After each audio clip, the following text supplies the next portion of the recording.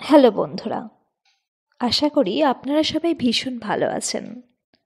আমার ছোট্ট পরিবার গল্প শোনাবো বলে এই পরিবারে আপনাকে স্বাগত।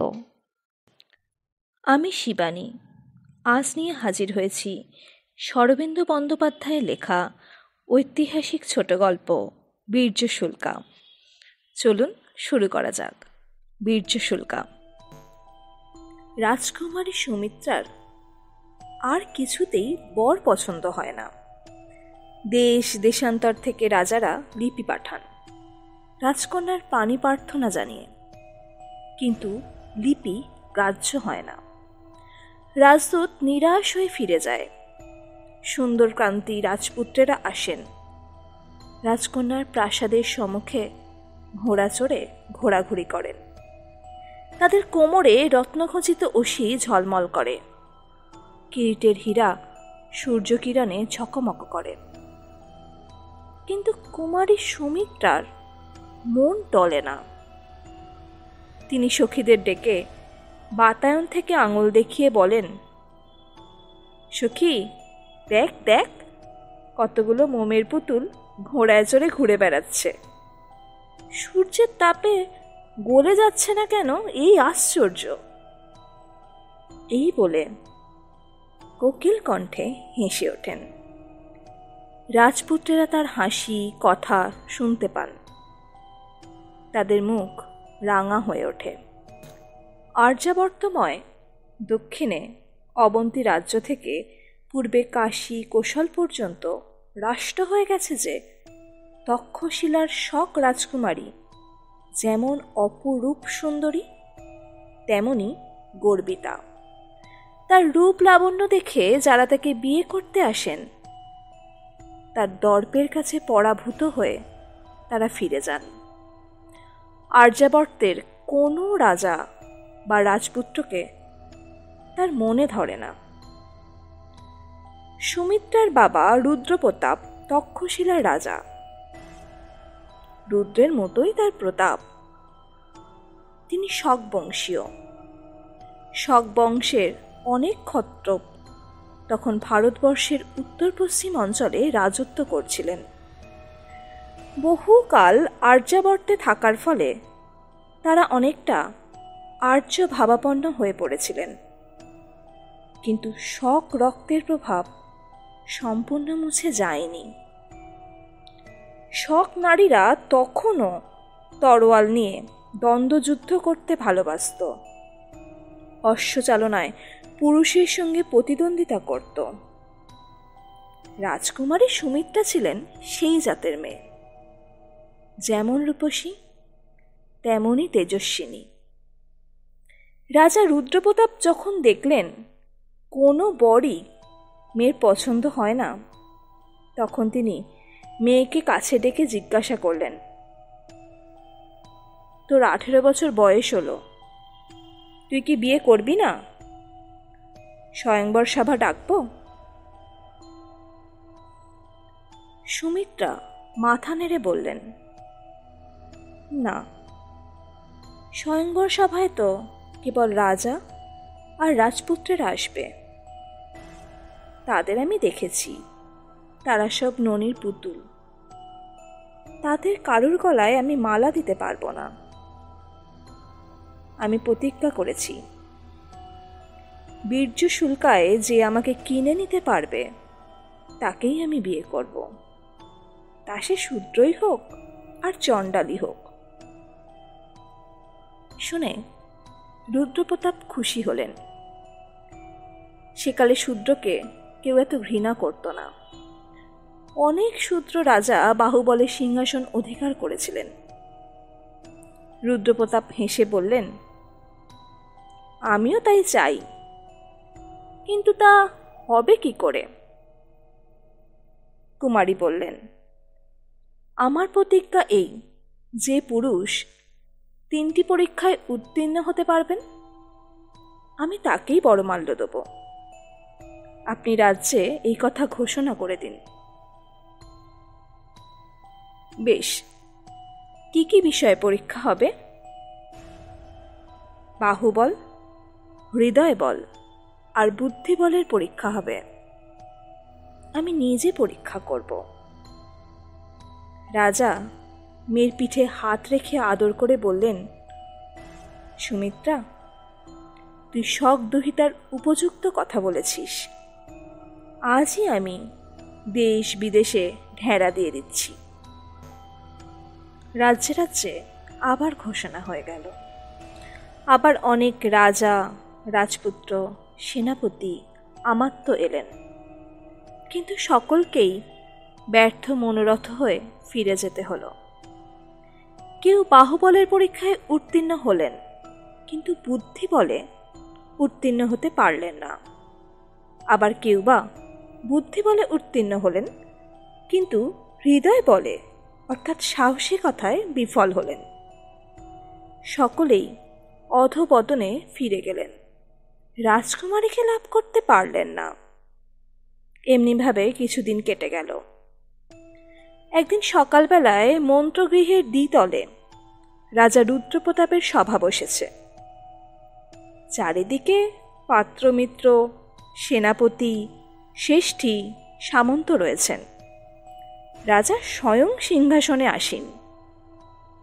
রাজার ডান পাশে মর্মর পদ্মাসনে কুমারী সুমিত্রা।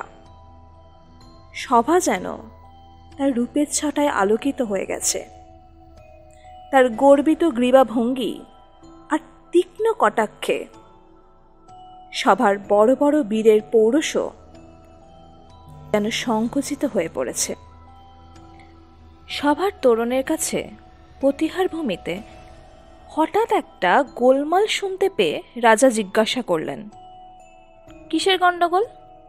মকরকেতু, দেখো তো। মকরকেতু রাজ্যের একজন সেনানী। তিনি যুবা পুরুষ, বিশাল তার দেহ। তার চেহারা দেখেই শত্রু ভয় আত্মরা হয়ে যায়। তিনি সভাদ্বারে গিয়ে দেখলেন একজন দীনবেশ যুবক জোর করে সভায় প্রবেশ করতে চায়, কিন্তু 4-5 জন প্রতিহারী তাকে আটকে রাখবার চেষ্টা করছে। যুবক নিরস্ত্র, কিন্তু এমন ভয়ঙ্করভাবে সে হদপস্ত্র সঞ্চালনা করছে যে বর্মাবৃত শূলধারী প্রতিহারীরা তার সঙ্গে এঁটে উঠতে পারছে না। কিন্তু 5 জনের সঙ্গে একজনের যুদ্ধ কতক্ষণ সম্ভব? অবশেষে দ্বাররক্ষীরা তাকে মাটিতে ফেলে তার হাত বেঁধে ফেললে। মকরকেতু রাজাকে এসে খবর দিলেন। শুনে রাজা হুকুম করলেন, কি চায় লোকটা? তাকে এখানে নিয়ে এসো। তখন 2 জন প্রতিহারী লোকটিকে নিয়ে রাজার সম্মুখে হাজির হল। রাজা তার চেহারা আর বেশভূষা দেখে আশ্চর্যিত হয়ে গেলেন। তার মাথায় উষ্ণিস নেই, হাতে অস্ত্র নেই, পরিধানে নিখুঁত বস্ত্রও নেই। রক্ষীদের সঙ্গে লড়াই করতে গিয়ে ছিঁড়ে গেছে, সর্বাঙ্গে ধুলা। কিন্তু তবু ছিন্ন বস্ত্র আর ধুলির আভরণের ভিতর দিয়েও অপরূপ সুঠাম দেহপ্রভা প্রকাশ পাচ্ছে। দেহ রোগাও নয়, মোটাও নয়। পেশিগুলি প্রতি অঙ্গ সঞ্চালনে সাপের মতো খেলে বেড়াচ্ছে। মাথার কোকড়া চুল কাঁধ পর্যন্ত এসে পড়েছে। গায়ের রং নতুন কচি ঘাসের মতো শ্যাম। মুখে একটা খামখেয়ালি বেপরোয়া ভাব। রাজা জিজ্ঞাসা করলেন, তুমি কে? তোমার দেশ কোথায়? বন্দী একবার রাজার দিকে চাইলে, একবার রাজকন্যার দিকে চাইলে, তারপর বললে, আমি এ রাজ্যে আগন্তুক, আমার দেশ বঙ্গ।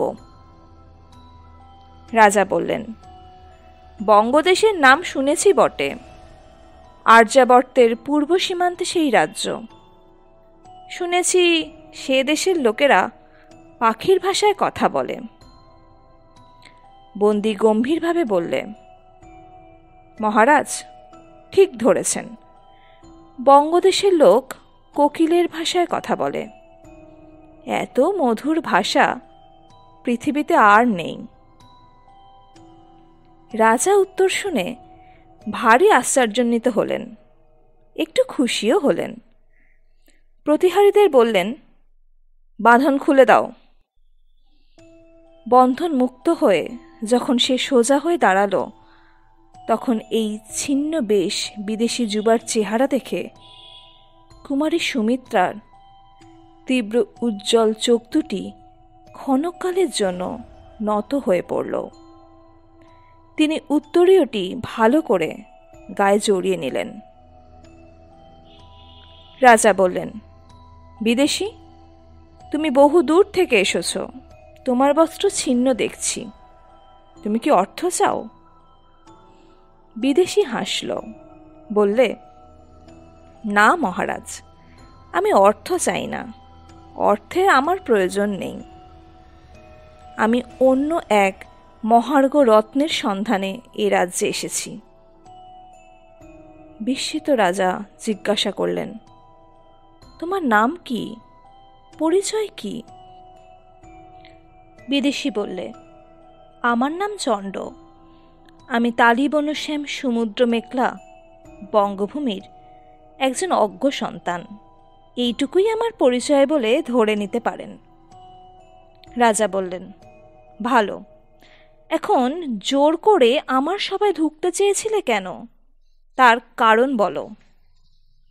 চণ্ড বললে, মহারাজ, আপনার রাজ্যে প্রবেশ করে শুনলাম যে কুমারী সুমিত্রা বীর্যশুল্কা হতে চান, তাই আমি নিজের বীর্যের পরীক্ষা দিয়ে তাকে লাভ করতে এসেছি।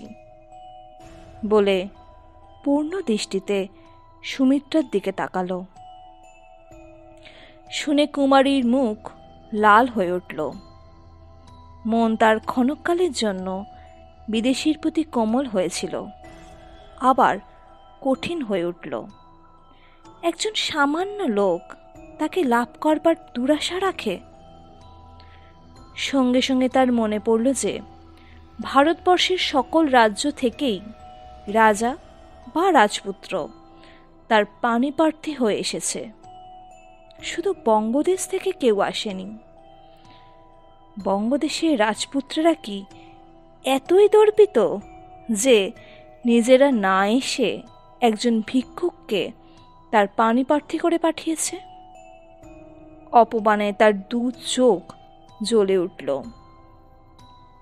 সভাসদরাও চণ্ডের এই অদ্ভুত স্পর্ধা দেখে মুহূর্তের জন্য স্তম্ভিত হয়ে গিয়েছিলেন। তারপর সকলের সমবেত অট্টহাস্যে সভা ভরে গেল। রাজা রুদ্রপ্রতাপ কিন্তু হাসলেন না। তিনি আরক্ত চোখে মকরকেতুকে আঙুল দেখিয়ে বললেন, এটাকে সবার বাইরে নিক্ষেপ করো। মকরকেতু সবচেয়ে বেশি জোরে হাসছিলেন। হাসির ধাক্কায় তার বিরাট দেহ দুলে দুলে উঠছিল। তিনি হাসতে হাসতেই চণ্ডকে সভার বাইরে নিক্ষেপ করতে অগ্রসর হলেন। কিন্তু তার গায়ে হাত দিতে না দিতেই এক অদ্ভুত ব্যাপার হলো। চণ্ড দুই হাতে মকরকেতুর কোমর ধরে তাকে মাথার ঊর্ধ্বে তুলে অবলীলাক্রমে গবাক্ষের পথে নিচে ফেলে দিয়ে রাজার সম্মুখে ফিরে এসে বললে, মহারাজ, আপনার আজ্ঞা পালিত হয়েছে। সভা নির্বাক। রুদ্রপ্রতাপের মুখে কথা নেই। চণ্ড এমনভাবে এসে দাঁড়িয়ে আছে যেন সে বিশেষ কিছুই করেনি। এরকম সে রোজই করে থাকে। সকলে ভাবছে, এ কি আশ্চর্য ব্যাপার! মকরকেতুকে যে ব্যক্তি একটা তুলোর বস্তার মতো তুলে ফেলে দিতে পারে, তার গায়ে কি অসীম শক্তি! সভাশুদ্ধ লোক বিস্ফারিত চোখে চণ্ডের মুখের পানে চেয়ে রইল। এতক্ষণে সুমিত্রা কথা কইলেন। নিস্তব্ধ সভাগৃহে তার কণ্ঠস্বর বীণার মতো বেজে উঠল। ঈষৎ ভ্রুভঙ্গি করে তিনি ধীরে ধীরে বললেন, বিদেশী, তোমার দেশে কি রাজা নেই? চণ্ড বললে, রাজা আছে বই কি রাজকুমারী। তার প্রতাপে প্রাগজ্যোতিষ থেকে কোশল পর্যন্ত কম্পমান। সুমিত্রা বললেন, বটে, তবে কি তিনি প্রবীণ? চণ্ড বললে, হ্যাঁ, তিনি প্রবীণ। সুমিত্রা প্রশ্ন করলেন, তার কি পুত্র নেই? চণ্ড মৃদু হাসল, আছে। শুনেছি যুবরাজ ভট্টারক পরম রসিক, তবে তিনি পিতার মতো বীর কিনা বলতে পারি না। সুমিত্রার কণ্ঠের চাপা শ্লেষ এতক্ষণে স্ফুরিত হয়ে উঠল। তিনি তীক্ষ্ণ হাসি হেসে বললেন, তাই বুঝি তোমাদের রসিক যুবরাজ একজন মল্লকে তার প্রতিনিধি করে পাঠিয়েছেন? চণ্ড মাথা নেড়ে বললে, না, আমি স্বেচ্ছায় এসেছি। তাছাড়া আমি মল্ল নই। আমার দেশের সকলেই আমার চেয়ে বেশি বলবান, তাই আমি লজ্জায় দেশ ছেড়ে চলে এসেছি। এই বলে কপট লজ্জায় মাথা নিচু করলে। কুমারী সুমিত্রা অধর দংশন করলেন। এই লোকটার সঙ্গে কথাতেও পারবার জো নেই। যে ব্যক্তি এইমাত্র মহাকায় মকরকেতুকে জানলা দিয়ে গলিয়ে ফেলে দিয়েছে, তার মুখে কথা পরিহাস ছাড়া আর কিছু নয়। কুমারী অল্পকাল চিন্তা করে বললেন, ভালো, তুমি মল্ল হও বা না হও, ভার উত্তোলন করতে পারো বটে। আমি প্রতিজ্ঞা করেছি 3টি পরীক্ষায় যে উত্তীর্ণ হতে পারবে তাকেই আমি বড়মাল্য দেব, তা সে পামরি হোক আর চণ্ডালী হোক। কিন্তু ভার উত্তোলন করাই বাহুবলের প্রমাণ নয়। উষ্টও ভার বহন করতে পারে। তুমি বাহুবলের আর কি প্রমাণ দিতে পারো? চণ্ড বললে, মানুষের যা সাধ্য আমিও তাই পারি। পারো? বেশ, আমার এই মুঠির মধ্যে একটি মুক্ত আছে। মুঠি খুলে মুক্তটি নিতে পারো? এই বলে সুমিত্রা মৃণালের মতো ডান হাতখানি বাড়িয়ে দিলেন। অনেক রাজপুত্রই রাজদহিতার মুঠি খুলতে না পেরে লজ্জায় দেশ ছেড়ে পালিয়ে গিয়েছিলেন। চণ্ড তার সামনে গিয়ে দাঁড়ালো। ক্রুদ্ধস্বরে বললে, রাজকুমারী, এ পুরুষের উপযুক্ত পরীক্ষা নয়। আমাকে অকারণ লজ্জা দিচ্ছেন কেন? এই বলে সে বাঁ হাতের 2টি আঙুল দিয়ে রাজকুমারীর মুঠির দুদিক চেপে ধরলে। রাজকুমারী একবার শিউরে উঠলেন। তারপর তার মুঠি আস্তে আস্তে খুলে গেল। মুক্তটি হাত থেকে তুলে নিয়ে চণ্ড বললে, আজ থেকে এই মুক্তটি আমার কর্ণের ভূষণ হল। রাজকুমারীর মুখ বিবর্ণ হয়ে গেল। তিনি কিছুক্ষণ বিহ্বল চক্ষে নিজের পানে চেয়ে রইলেন। তারপর উঠে দাঁড়িয়ে অবরুদ্ধ স্বরে বললেন, প্রথম পরীক্ষায় তুমি উত্তীর্ণ হয়েছ। বাকি 2 পরীক্ষা আজ অপরাহ্নে হবে। এই বলে তিনি দ্রুত পদে সভা ছেড়ে চলে গেলেন। নিজের শয়ন ঘরে গিয়ে রাজকুমারী বিছানায় শুয়ে কাঁদতে লাগলেন। এমন লাঞ্ছনা তিনি জীবনে ভোগ করেননি। কোথাকার এক পরিচয়হীন অখ্যাত লোক এসে অবহেলা ভরে বাঁ হাতে তার মুঠি খুলে দিলে। কি কঠিন তার আঙুল, যেন লোহা দিয়ে তৈরি। সেই আঙুল রাজকুমারীর মুঠি স্পর্শ করা মাত্র যেন অবশ হাত আপনিই খুলে গেল। কেন এমন হলো? ও কি ইন্দ্রজাল জানে? চোখ মুছে সুমিত্রা পালঙ্কে উঠে বসলেন। তার লুণ্ঠিত অভিমান আহত সর্পের মতো আবার ধীরে ধীরে মাথা তুলতে লাগল। তিনি গালে হাত দিয়ে ভাবতে লাগলেন, কি করে আজ বাকি 2 পরীক্ষায় চণ্ডকে পরাস্ত করবেন।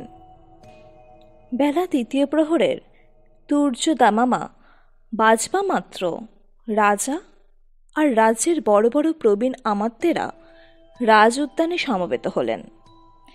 রাজকুমারী বেনি দুলিয়ে ফুলের মালা গলায় দিয়ে নিজের প্রাসাদ থেকে নেমে এলেন। চণ্ড উপস্থিত হল। এখন আর তার ধূলিধূসর বেশ নেই।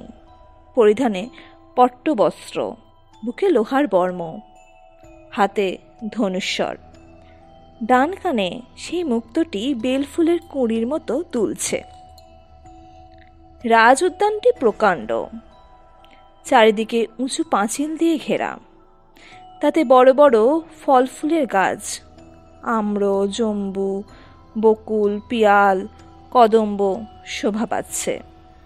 মাঝে মাঝে সরোবর, মাঝে মাঝে বুক পর্যন্ত উঁচু স্বচ্ছ স্ফটিকের দেওয়াল বাগানের পুষ্পিত অংশকে ঘিরে রেখেছে। চারিদিকে পোষা হরিণ, শশক, ময়ূর চড়ে বেড়াচ্ছে। একটি পাথরের বড় বেদির উপরে রাজা আর আমত্তেরা আসন গ্রহণ করলেন। সুমিত্রা 2 জন সখীর সঙ্গে অদূরে আর একটা বেদিতে বসলেন। চণ্ড দাঁড়িয়ে রইল। কুমারী একবার আয়ত উজ্জ্বল চোখ তুলে চণ্ডের দিকে চাইলেন, তারপর গ্রীবা হেলিয়ে একজন সখীকে ইঙ্গিত করলেন। সখীর হাতে একটা সোনার কলস ছিল। সে গিয়ে সেই কলসটি স্ফটিকের দেয়ালের পিছনে রেখে এলো। কুমারী তখন জিজ্ঞাসা করলেন, বিদেশী, তুমি তীর ছুঁড়তে জানো? মুখ টিপে হেসে চণ্ড বললে, ছোটবেলায় শিখেছিলাম, অল্প স্বল্প জানি। ভালো, এবারে তোমার বুদ্ধিবলের পরীক্ষা হবে। স্ফটিক দেয়ালের ওপারে ওই ঘর দেখতে পাচ্ছ? তুমি যেখানে দাঁড়িয়ে আছো সেইখান থেকে তীর দিয়ে ওই ঘট বিদ্ধ করতে হবে। যদি পারো, বুঝবো তুমি কৌশলী বটে। রাজা এবং পারিষদেরা সকলেই অবাক হয়ে রইলেন। এ কি অদ্ভুত পরীক্ষা! এদিক থেকে ঘট বিদ্ধ করা কি সম্ভব কখনো? মাঝে 5 আঙুল পুরু স্ফটিকের দেয়াল রয়েছে। সে দেয়াল ভেদ করে তীর ছোড়া মানুষের সাধ্য নয়। চণ্ড বললে, এ কি মানুষের কাজ? এরকম লক্ষ্যভেদ যে দেব তাদেরও অসাধ্য। সুমিত্রা বিদ্রূপ স্বরে বললেন, তবে কি তুমি চেষ্টার আগেই পরাভব স্বীকার করছো? চণ্ড বললেন, না না, তা আমি বলছি না। আমি বলছি যে আপনি মানুষের অসাধ্য কাজ দিয়ে আমাকে দেব পদবী দান করছেন। রাজকুমারী তীক্ষ্ণ স্বরে জিজ্ঞাসা করলেন, তবে কি তুমি পারবে বলে মনে হয়? চণ্ড হেসে বললে, পারা না পারা দৈবের অধীন। তবে এ পরীক্ষা বঙ্গীয় ধনুর্ধরের উপযুক্ত বটে। চণ্ড সযত্নে ধনুকে গুণ পড়ালে। ঈশ্বর টঙ্কার দিয়ে দেখলে গুণ ঠিক হয়েছে কিনা। তারপর আকাশের দিকে চেয়ে আস্তে আস্তে ধনুকে স্বরসংযোগ করলে। গাছের পাতা নড়ছে না, বাতাস স্থির। দর্শকেরাও একাগ্রচিত্রে বসে দেখছেন। চণ্ড ধীরে ধীরে ধনুক ঊর্ধ্বে তুললে। একবার সুবর্ণ ঘটের দিকে চেয়ে দেখলে। তারপর জ্যায় মুক্ত তীর আকাশের দিকে ছুটে চলল। তীর আতশবাজির মতো আকাশে উঠে পাক খেয়ে নক্ষত্র বেঁকে নিচের মুখে নেবে আসতে লাগলো। টং করে একটা শব্দ হলো। সকলে মুগ্ধ হয়ে দেখলেন তীরটি সোনার কলসের গায়ে বিঁধে আছে। রাজকুমারী এতক্ষণ রুদ্ধশ্বাসে বসে দেখছিলেন। তার বুক থেকে একটা কল্পিত দীর্ঘশ্বাস বার হয়ে গেল। বুক দুরু দুরু করে কাঁপতে লাগলো। আশঙ্কায় কি আনন্দে বুঝতে পারলেন না। চণ্ডের কপালেও ঘাম দেখা দিয়েছিল। সে ঘাম মুছে জিজ্ঞাসা করলে, রাজকন্যা, আদেশ পালন করতে পেরেছি কি? রাজকন্যার গলা কেঁপে গেল। তিনি বললেন, পেরেছ। একটু থেমে বললেন, এবার শেষ পরীক্ষা। চণ্ড যেন একটু ক্ষুণ্ণ হয়ে বললে, এরই মধ্যে শেষ পরীক্ষা? আমার ইচ্ছা হচ্ছে সারা জীবন ধরে আপনার কাছে পরীক্ষা দিই। সুমিত্রার বুক আবার দুরুদুরু করে উঠল, কিন্তু নিজেকে সংযত করে বললেন, শেষ পরীক্ষা এই, আমি এই বনের মধ্যে দৌড়ে যাব। 10 গুনতে যতক্ষণ সময় লাগে ততক্ষণ পরে তুমি আমার পশ্চাৎধাবন করবে। তোমার হাতে একটা তীর আর ধনুক থাকবে। তুমি যদি আমাকে স্পর্শ করতে পারো তাহলে তোমার জিত, আর আমি যদি ফিরে এসে এই বেদি স্পর্শ করতে পারি তাহলে তোমার হার। আমার গতিরোধ করবার জন্য তুমি অস্ত্র নিক্ষেপ করতে পারো, কিন্তু যদি আমার অঙ্গ থেকে 1 বিন্দু রক্ত বার হয় তাহলে তখনই তোমার প্রাণ যাবে। চণ্ড বললে, মানবী মৃগয়া আমার জীবনে এই প্রথম। ভালো, তাই হোক। হরিণীর মতো ক্ষিপ্র চঞ্চল পদে কুমারী সুমিত্রা বনের গাছপালার মধ্যে মিলিয়ে গেলেন। 10 গোনা শেষ হলে চণ্ড তীর ধনুক হাতে শিকারীর মতো তাকে অনুসরণ করলে। চণ্ড খুব দ্রুত দৌড়তে পারে, কিন্তু রাজকুমারীর সঙ্গে পাল্লায় সে পিছিয়ে পড়তে লাগল।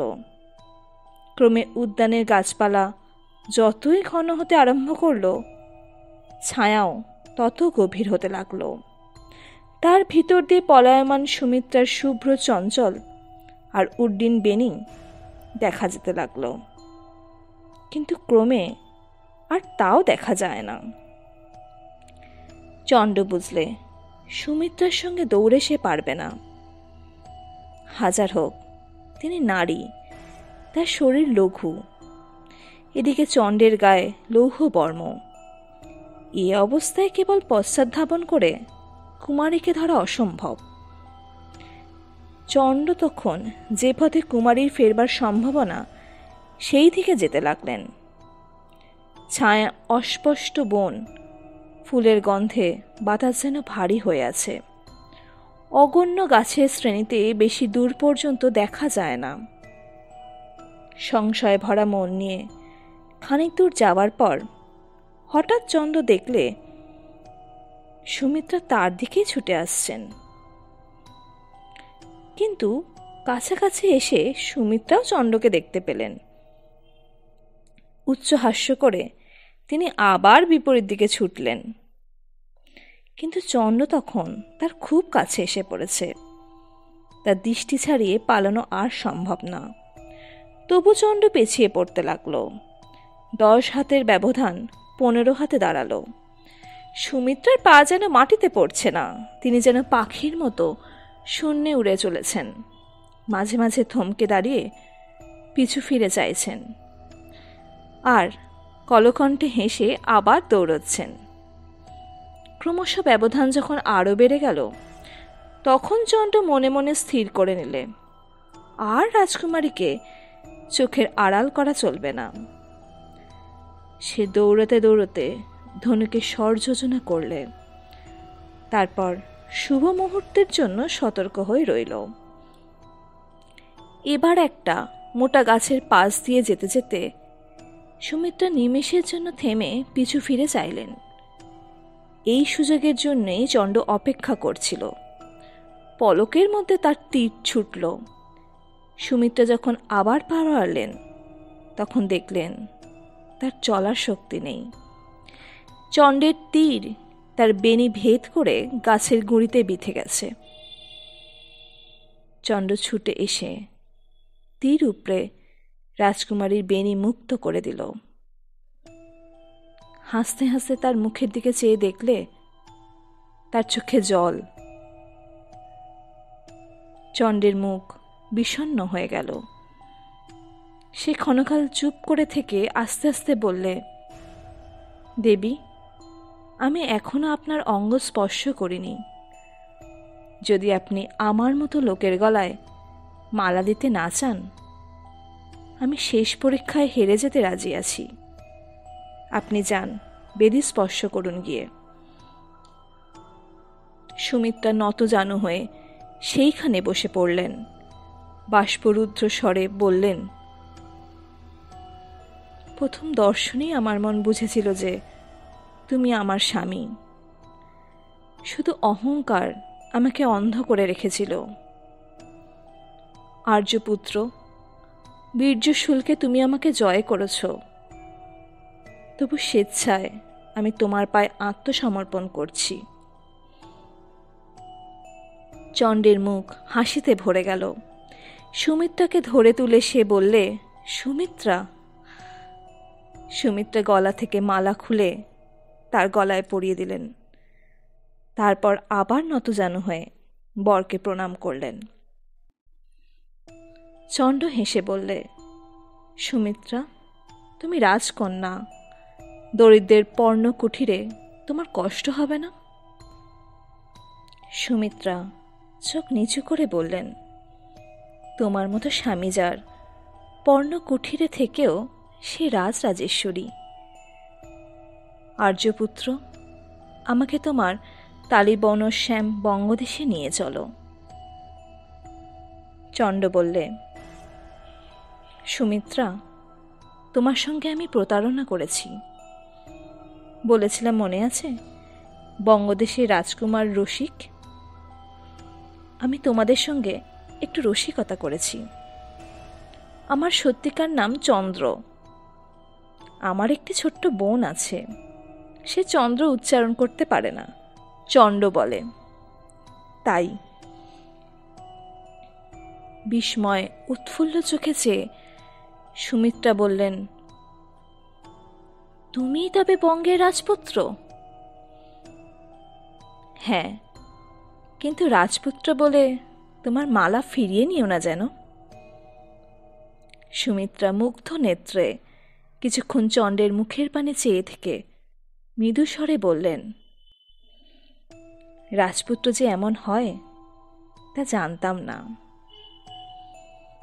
তারপর দুজনে হাত ধরাধরি করে যেখানে রুদ্রপ্রতাপ সপরিষদ বেদিতেছিলেন সেই দিকে চললেন। আপনারা শুনছিলেন শ্রী শরদিন্দু বন্দ্যোপাধ্যায়ের লেখা ঐতিহাসিক ছোট গল্প বীর্যশুল্কা।